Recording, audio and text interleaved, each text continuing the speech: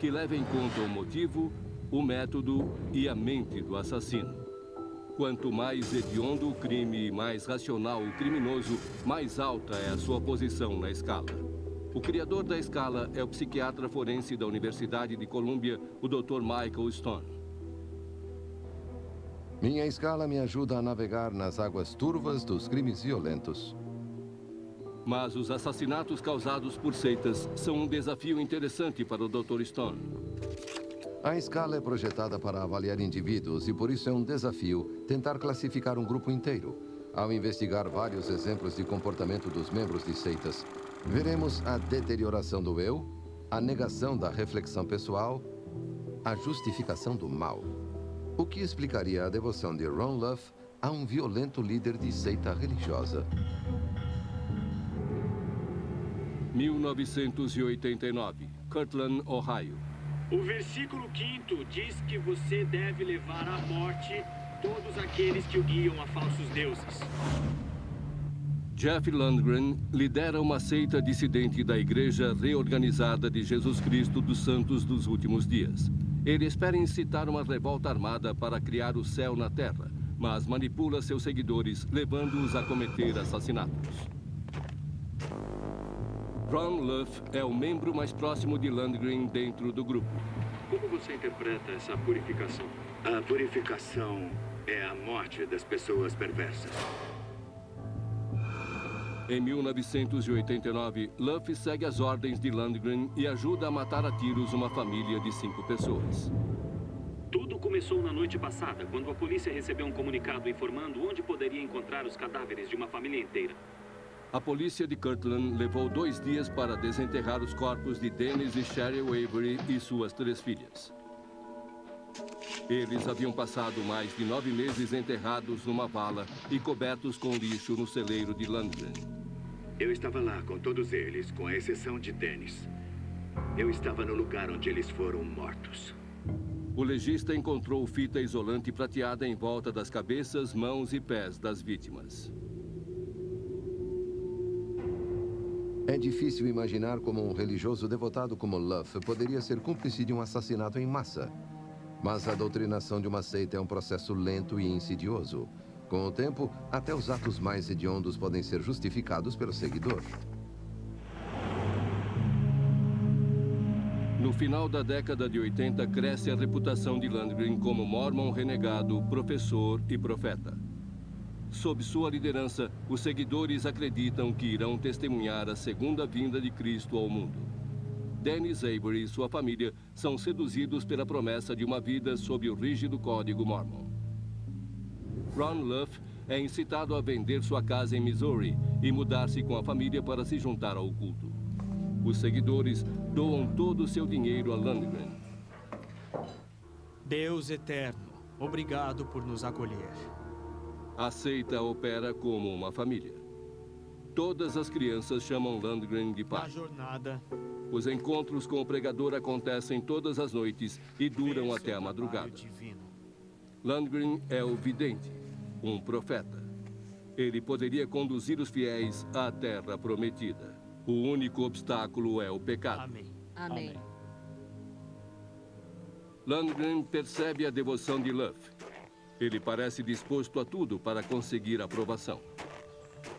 Luff é um mormon de 5ª geração. A religião é o foco de sua criação. Ele chega a pensar em se tornar pastor. Mas percebe que sua religião tem pouco impacto na vida das pessoas e fica cada vez mais desencantado até conhecer Lundgren. O status de Luff cresce dentro da seita. Lundgren o aconselha em particular. Ele confia em Luff. Acredita em sua lealdade. Resumindo, ele me disse que eu seria o porta-voz. E, com isso, eu seria uma espécie de segundo no comando. Numa seita, a hierarquia desempenha um papel importantíssimo. A ascensão ao poder como braço direito de Lundgren foi inebriante. Ela comprometeu a capacidade de julgamento moral de Luff. Eles descobrem que Dennis Avery se recusou a fazer algumas doações para o fundo coletivo da seita. Sua esposa Cheryl é voluntariosa e suas filhas são desobedientes. Para Lundgren, são pecados passíveis de punição. Ele convida os Averys para jantar. Ele disse que queria que eles fossem levados para o celeiro, os adultos e as crianças. E fui eu quem os levou até lá. Luff e os demais homens da seita sabiam que os Averys seriam assassinados. Era uma ordem de Lundgren, seu profeta. Eu a levei a... Levado para o jardim para ser cúmplice nos assassinatos. No que você estava pensando? Eu me sentia obrigado como alguém que tem que executar uma sentença. E um dos mitos sobre esse tipo de fixação é que ele destrói a vontade. Não é verdade. Ele só manipula a maneira como a vontade é usada. Deus não era o Pai amoroso. Ele não era Jesus na cruz. Deus havia se tornado aquela montanha terrível, aquele tipo de Deus colérico, que fazia exigências rígidas. Quando eu levei Trina para o celeiro, eu disse, agora vamos jogar um jogo. Alguém vendou seus olhos e sua boca. Quais eram seus pensamentos, se é que você se permitiu pensar, enquanto levava a família um por um para o celeiro? Se permitiu pensar? Como é? Bom, você disse se é que você se permitiu pensar. Isso. Essa é uma das coisas que as pessoas perguntam. Você não sabia que isso ia acontecer? Bom, é impossível determinar o que Deus vai exigir de você. A ideia de que você sabe o que tem pela frente se torna totalmente inexistente. Totalmente inexistente. Na verdade, especialmente nesses momentos considerados sagrados, como este supostamente era. Quando você faz isso, esta coisa terrível sob a autoridade divina, a última coisa que você quer fazer é pecar durante o processo. E para mim, seria um pecado pensar que eu sabia o que ele faria quando todos estivessem lá dentro. Espera um pouco. Para você seria um pecado saber que ele atiraria neles? Por quê? Porque Porque não era minha competência designar o destino deles. Mas se você sentisse que os assassinatos eram justos, então não seria pecado? Não, o pecado não consistia no fato deles morrerem ou não. O pecado estaria em minha mente, em saber o que aconteceria. Ele poderia ter dado a eles o perdão e não tê-los matado. Certamente, após o primeiro tiro, você deve ter imaginado que os outros 4 teriam um destino semelhante. Por quê? Bom, porque seriam o mais provável nessa situação. Não, isso é pensar fora do esquema. Mas não muito longe dele. Olha, ele é imenso. Eu me lembro de quando estive em Lucasville, na penitenciária de segurança máxima. Eu estava conversando com um dos guardas. Ele perguntou como era sofrer uma lavagem cerebral. Eu disse que o confinamento era bem maior que na prisão. E é verdade. Quando você não consegue pensar fora do esquema, é escravidão. Você se lembra da primeira vez em que começou a duvidar de Jeff e da validade das suas crenças? Quando eu deixei o grupo, o que para mim foi um pecado imperdoável, não foi porque eu achei que ele estava errado. Eu levei algum tempo para perceber isso. Mas sim, porque eu não podia ir mais longe. Deus havia se tornado muito feio. Quando eu comecei a recuperar a minha consciência, eu passei a ver Dennis Avery. Eu entrava numa loja de departamentos, num posto de gasolina, e alguém que se parecia com Dennis passava por mim. Eu sentia o cheiro do celeiro. Eu me lembrava dos sons, eu me lembrava das cenas. No dia 24 de outubro de 2006, o líder da seita, Jeff Lundgren, foi condenado à morte pelo assassinato de toda uma família. Ron Luff, sua testemunha, cúmplice e companheiro leal, está cumprindo uma pena de 170 anos de prisão. É muito triste dizer que esse tipo de coisa pode acontecer quando pessoas são influenciadas pela força de um charlatão tão talentoso como o Jeff Lundgren. Faz você pensar até que ponto alguém pode acabar sendo influenciado por algo assim. E quem de nós está imune a esse tipo de situação? O Dr. Stone avalia a responsabilidade de Jeff Lundgren e Ron Luff. Este foi um caso de incongruência entre o homem e suas ações. As ações pedem uma posição alta na escala por causa do sangue frio com que a família foi levada à morte. Mas Luff não tem as características sociopatas que o colocariam no alto da escala. Sua devoção à criação Mormon pode ter ajudado a torná-lo um membro leal da seita de Lundgren. Luff já era uma ovelha. Ele só precisava de um pastor. Ron Luff, por sua cumplicidade no assassinato dos Averys, fica na posição 9. Jeff Lundgren era claramente um psicopata, violento e cruel. Características irônicas para um líder religioso. Ele punia os seguidores por seus supostos pecados e os submetia a uma lavagem cerebral para que cometessem o maior de todos os pecados, tirar a vida de uma outra pessoa. Jeff Lundgren fica no topo da escala do Dr. Stone, o nível 22. A seguir, o que torna um seguidor suscetível? Será que a mente de todos nós corre o risco de ser manipulada por uma seita? Será que há um padrão para o seguidor de uma seita? São pessoas de personalidade vulnerável, suscetível à exploração de um líder forte? Ou será que qualquer um de nós pode cair sob o encanto de um manipulador carismático? Talvez Charles Manson seja a quintessência do líder de seita psicótico. Seus seguidores são adolescentes de classe média sem nenhuma animosidade forte. Eles têm sede de aprovação. E essa sede é tanta que eles podem ser manipulados, podem ser levados a matar. No colégio, Tex Watson é um astro do futebol americano com grande potencial. Sob as ordens de Manson, ele lidera 3 garotas da seita numa orgia de matanças. Manson não está presente. Eles matam e torturam sozinhos. Agosto de 1969, Los Angeles. 4 adolescentes membros da seita de Manson cometem 2 crimes devastadores. Há corpos mutilados. Uma pessoa é esfaqueada 51 vezes. Eles deixam mensagens inscritas na pele das vítimas e usam seu sangue para escrever nas paredes. Manson dá a faca a Tex, que segue suas ordens. Sim, eu era o homem no crime. Mas, na época eu não me considerava um líder, eu me considerava mais um seguidor. Tex Watson poderia não ter cometido os assassinatos sem a coerção de Manson, mas o próprio Manson nunca matou ninguém. Watson liderou a matança de 7 pessoas inocentes. O Dr. Stone examina a responsabilidade tanto de Manson quanto de Watson. Assim como Ron Luff, Watson é uma vítima das circunstâncias. Cego e incitado a participar dos assassinatos por um líder controlador. Sem a influência de Manson, não haveria crime. Por sua habilidade em levar as pessoas a matar em seu nome e por instigar vários assassinatos, eu coloco Manson no nível 15 da minha escala. Mas não foi ele quem cometeu os crimes. As vítimas morreram pelas mãos de Tex Watson. Portanto, também coloco Watson no nível 15. Ambos são psicopatas e responsáveis por matar várias pessoas na mesma ocasião. O que torna um indivíduo vulnerável a ser tragado por uma seita? De que maneira seguidores como Tex Watson e Ron Luff perderam seu senso de moral enquanto estavam imersos no culto?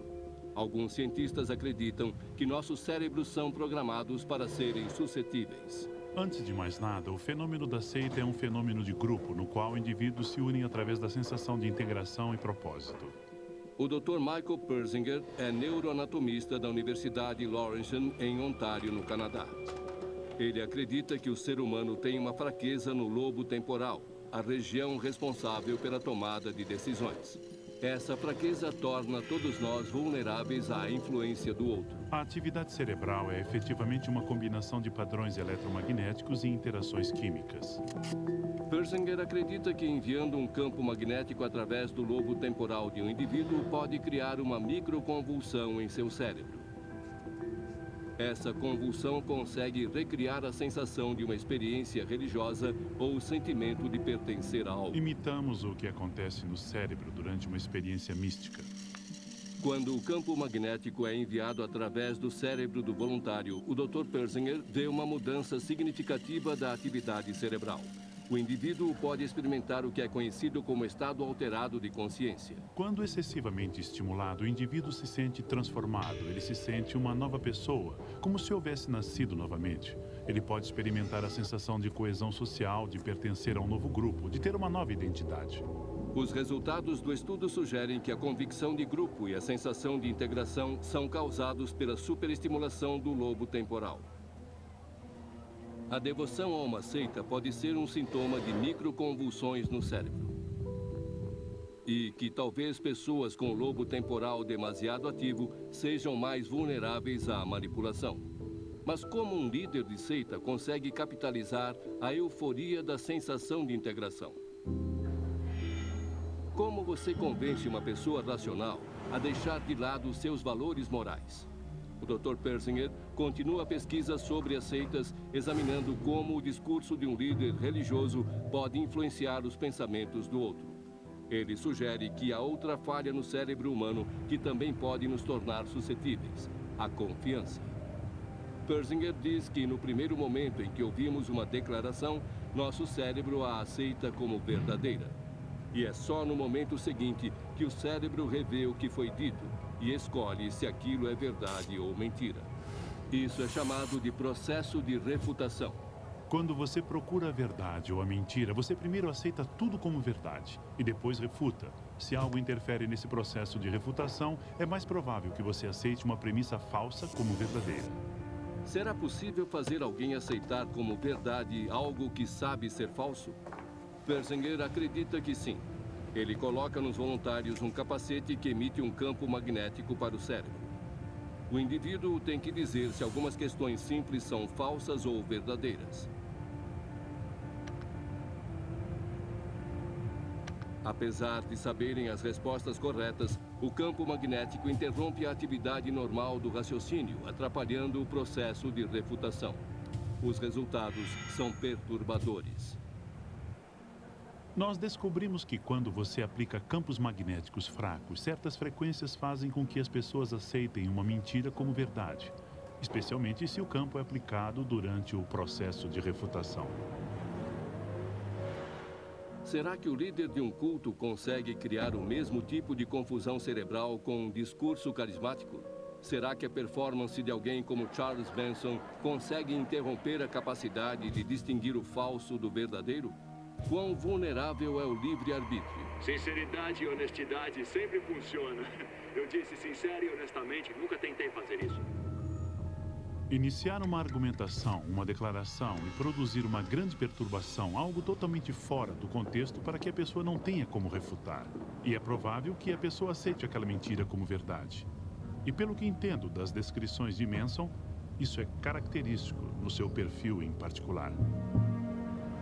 A seguir, o Dr. Stone conversa com uma das raras testemunhas do massacre de Jonestown para entender melhor a mentalidade de grupo. Naquele dia, Jonestown era pura agonia.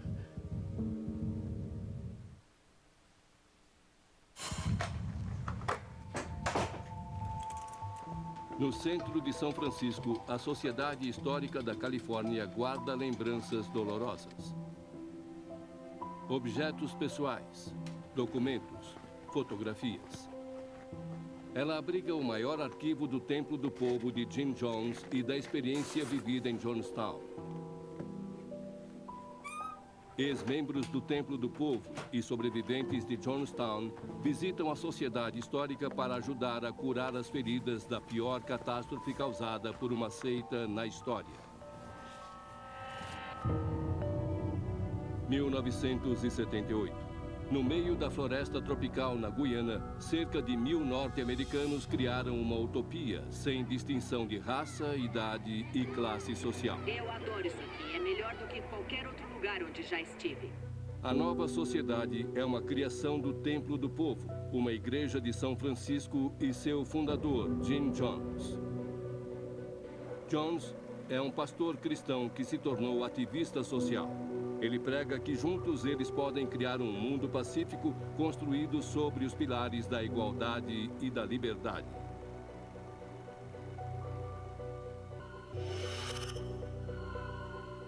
No dia 18 de novembro de 1978, mais de 900 membros do Templo do Povo sucumbiram ao envenenamento por cianureto, no que se tornou um trágico suicídio em massa. O que levou aquelas pessoas cheias de esperança à morte? Por que quase 1000 pessoas seguiram Jim Jones ao túmulo? E será que elas desistiram da vida por vontade própria? O episódio de Jonestown é lembrado como o dia de uma tragédia impensável. É o exemplo máximo de até onde a mente pode ser manipulada por uma seita. Mas o que se apoderou da mente dos membros de Jonestown? O que Jonestown nos conta sobre como a mentalidade dos membros de seitas funciona e por que eles desejavam seguir a voz de Jim Jones. Mais de 900 pessoas morreram em Jonestown. Tim Carter é um dos 9 sobreviventes e uma rara testemunha ocular da suscetibilidade da mentalidade de seita. Mais de 30 anos depois, a tragédia continua a assombrá-lo. O Dr. Stone vai a São Francisco para se encontrar com Tim Carter e obter uma visão da experiência de seita. Provavelmente, o principal motivo pelo qual queremos falar com você é o fato de você ser um raro sobrevivente daquilo que começou como uma utopia e terminou em tragédia. Eu estava comprometido com a causa, e a causa para mim era construir uma comunidade que permitisse que as pessoas vivessem em paz. Olhando para trás, hoje, percebo que havia alguns sinais de alerta, mas eu preferi racionalizar e ignorá-los, o que para mim é muito doloroso. Tim Carter tem uma criação católica rígida. Seu pai é alcoólatra. Nada que Carter faz é bom o suficiente.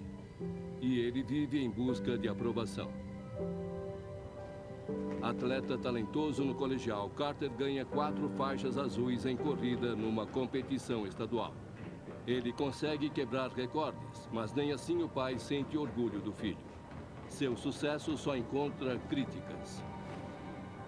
Carter procura ser aceito. Em 1967, ele se alista no Corpo de Fuzileiros Navais e é mandado para o Vietnã. A experiência o transforma profundamente. Tim Carter sobrevive ao Vietnã pronto para levar a vida em seus próprios termos. Porém, ele passou a vida toda condicionado a buscar a aprovação. Eu havia decidido 2 coisas no Vietnã. Primeiro, que eu queria fazer parte da solução e não do problema. E segundo, que eu queria ser uma das pessoas que tentavam construir um mundo melhor. Você estava procurando por alguma coisa que se encaixasse no quebra-cabeça. E o Templo do Povo era essa peça, Isso. não era? Eu senti, literalmente, que eu estava em casa, sim.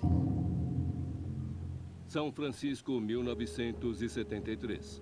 O Templo do Povo é liderado por seu carismático fundador, Jim Jones. Por que vocês continuam brincando com aquele que os homens chamam de Deus e nós de socialismo personificado? Eu sou um libertador, um salvador. Jim Jones leva seu grupo simples de frequentadores da igreja a um empreendimento socialista onde pessoas de todas as idades, raças e classes sociais vivem juntas. Em 1973, Tim Carter vai a seu primeiro encontro com o Templo do Povo. Jones começou a falar e o discurso dele era uma síntese de tudo que eu acreditava em termos políticos e espirituais. O que ele disse ressoou em mim, era natural.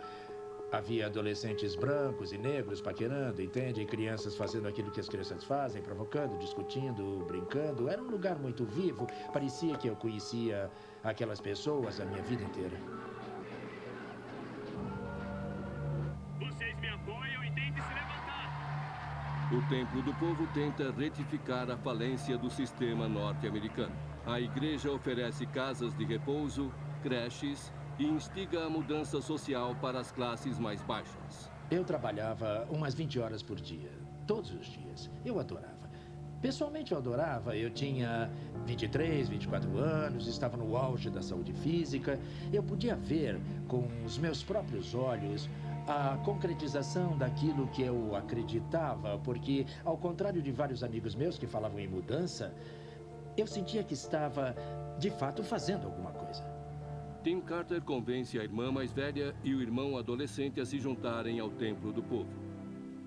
Ele também se apaixona pela colega de seita Gloria Maxson e ela fica grávida. O Templo do Povo torna-se a vida de Carter. Mas com o tempo, Jim Jones revela aspectos mais obscuros de sua personalidade. Olhando para trás hoje, eu consigo perceber os alertas vermelhos. Eles não eram nem amarelos, eles eram vermelhos. Qual seria o primeiro alerta vermelho? Eu me lembro que eles haviam trazido vinho, certo? Mas não bebíamos, não fumávamos. E ele pediu para que todos nós experimentássemos o vinho. Eu disse, claro, eu vou beber. Eu bebi o vinho e ele disse, vocês foram envenenados. E daí, a minha primeira reação foi, bem, meu Deus. Depois eu pensei se aquilo havia mesmo acontecido e meus instintos diziam que não havia nenhum sentido. Então eu pensei, por que ele está fazendo isso? Bem, deve ser algum teste. As pessoas estão sendo forçadas a enfrentar a própria mortalidade. E isso foi uma racionalização? Com certeza. Foi condicionamento? Com certeza. Foi um ensaio para o suicídio? Não. Será que eu deveria ter percebido então que ele era uma fraude? Que ele estava interessado em poder e não em mudanças? Com certeza eu deveria. Hoje eu olho para trás, balanço a cabeça e me pergunto como pude ser tão cego. Em 1977, são 3.500 os seguidores fiéis de Jim Jones e o Templo do Povo. E o futuro parece promissor. Jones compra 1.500 hectares na floresta tropical da Guiana para criar uma sociedade livre da perseguição do governo americano. Junto com quase outras 1.000 pessoas, Carter o acompanha com o sonho de fundar uma sociedade ideal, livre de sofrimento. 1977, Guiana.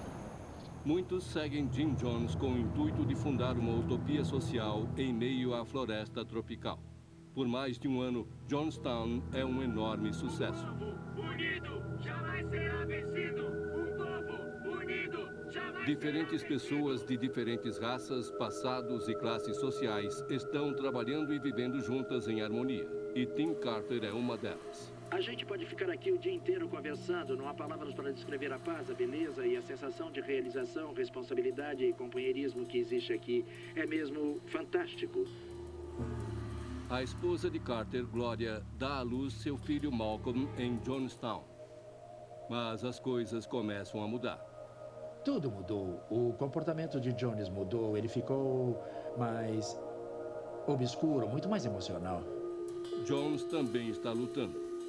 Secretamente consumido pelo vício numa droga farmacêutica, ele se torna paranoico e prega sobre a ameaça de ser destruído pelo governo dos Estados Unidos. É exatamente isso que a CIA quer. Estão tentando provocar um maldito desastre. Querem um desastre. Ele controla Jonestown através da manipulação e do medo, chegando a encenar falsos ataques para unir as pessoas. Dispararam contra a comunidade. Nós fomos atacados mesmo. Para criar uma certa atmosfera. Exatamente. Mas nunca me ocorreu que o líder poderia ter enviado alguém para a selva para disparar em nós. As pessoas de Jonestown estavam unidas por crenças sociais e políticas.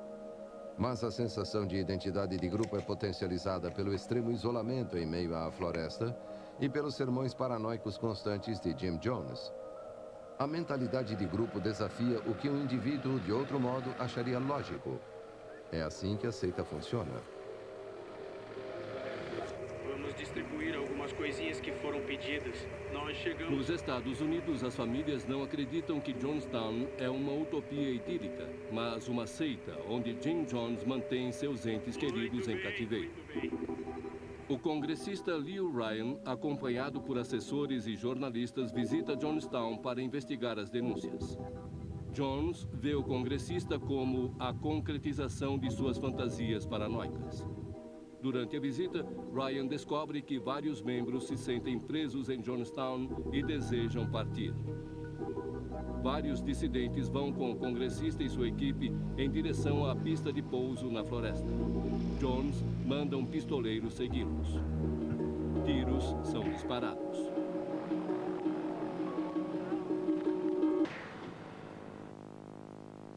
O congressista e mais 3 pessoas são mortos.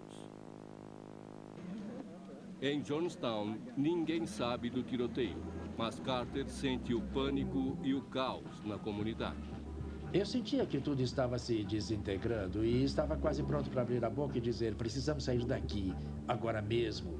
Foi quando ouvi o chamado pelo alto-falante dizendo: todos se dirijam ao pavilhão para uma reunião.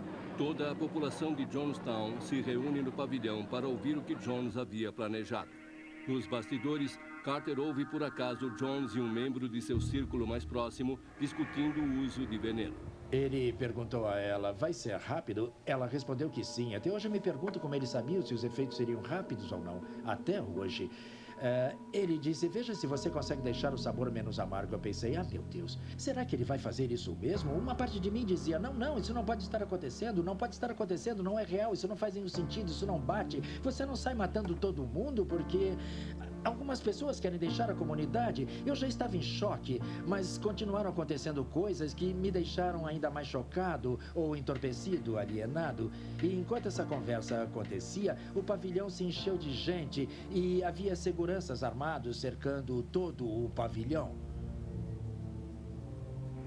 Por todo o amor que eu sinto por vocês, por todo esse amor, eu fiz o melhor para dar a vocês uma vida. O cianureto é levado ao pavilhão e Jones pede para seus seguidores tomarem o veneno e tirarem suas próprias vidas. Numa tentativa desesperada de salvar a esposa e o filho, Carter tenta convencer Jones a deixá-los sair de Jonestown para caçar um desertor do templo, mas Jones percebe a mentira. Ele me olhou com os olhos de tubarão, desprovidos de vida ou sentimentos, e disse: vai cuidar do seu filho primeiro? Eu olhei para ele e não consegui responder. Quando eu penso nisso agora, eu acho que deveria ter dito claro que sim. E deveria ter pegado meu filho, porque se eu houvesse feito isso, ele me deixaria sair de Jonestown. Minha opinião é que devemos ser bondosos com as crianças e os mais velhos. Usar a poção como eles faziam na Grécia Antiga e nos aquietarmos, porque não estamos cometendo suicídio. É um ato revolucionário. As crianças de Jonestown são as primeiras a beber o veneno. Carter percebe que está sozinho. Ele vasculha o pavilhão em busca da esposa e do filho. Por favor, peguem o remédio. É simples, não há convulsões, é muito simples. Por favor, peguem antes que seja tarde demais. A força de defesa da Guiana está a caminho. Então vamos, continuem. Eu subi de volta ao pavilhão e quando eu voltei, eu não contei os corpos, eram... talvez 12 ou 15. Quando eu cheguei a ponto de me sentir pronto para deixar o corpo, porque eu não aguentava mais. Eu não sabia lidar com aquilo, eu só queria parar. Eu queria 30 segundos para respirar e entender o que estava acontecendo. Mas tudo foi muito rápido demais. Eu virei para a direita e estavam esguichando veneno na boca do Malcolm. Eu não posso falar mais do que isso. Pode me fazer perguntas, mas eu não posso ir mais longe. Naquele momento, eu senti que estava saindo do meu corpo. Eu não sentia mais nada, porque era uma ferida aberta. E havia gritos de terror. Havia gritos de agonia. A expressão do rosto da Glória, com as lágrimas rolando no seu rosto, ela estava presa. Presa. Sem ter como sair. E eu senti raiva dela. Por que você não fez nada? Eu me senti realmente culpado. Por que você não fez nada? Malcolm já havia morrido. Eu não podia fazer mais nada. Não havia o que fazer.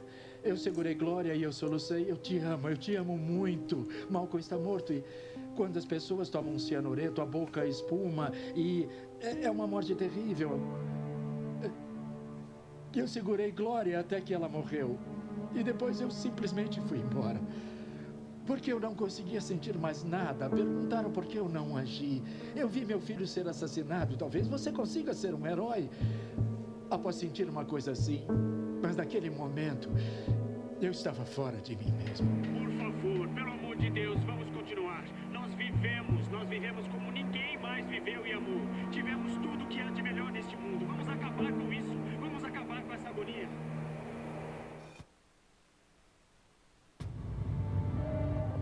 No dia 18 de novembro de 1978, a visão utópica e o progresso social desabaram em questão de horas.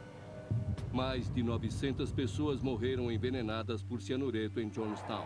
Eu vi mães caindo com os filhos nos braços, pessoas chorando e eu vi minha esposa segurando meu filho morto. Tim Carter é uma das 4 pessoas que testemunharam o massacre de Jonestown. Ele perdeu a irmã, a esposa e o filho. Eu só sei que Jonestown naquele dia era pura agonia. E o que quer que tenha acontecido ali não foi uma saudação a Jim Jones, porque todo mundo queria morrer. Quando as pessoas falam sobre o que aconteceu, acham que todo mundo fez uma fila e disse, oba, vamos todos morrer porque amamos o pai. E isso não é a verdade. Carter foi levado a Jonestown para identificar os corpos 2 dias após o massacre. O que realmente me perturbou foi ver que as pessoas lutaram. E qualquer um que diga que as pessoas não lutaram pela sobrevivência em Jonestown não quer saber a verdade e o que de fato ocorreu. Primeiro porque as crianças não cometem suicídio. Acho que todo mundo concorda com isso. Os idosos não têm capacidade física para se defender. Para mim, isso é um assassinato. Outros que escaparam descreveram pessoas recebendo injeções à força ou sendo derrubadas para receber o veneno, bebês sendo arrancados dos braços das mães. Carter escapou da Guiana com vida. Mas 30 anos depois, os equívocos sobre Jonestown ainda o perseguem.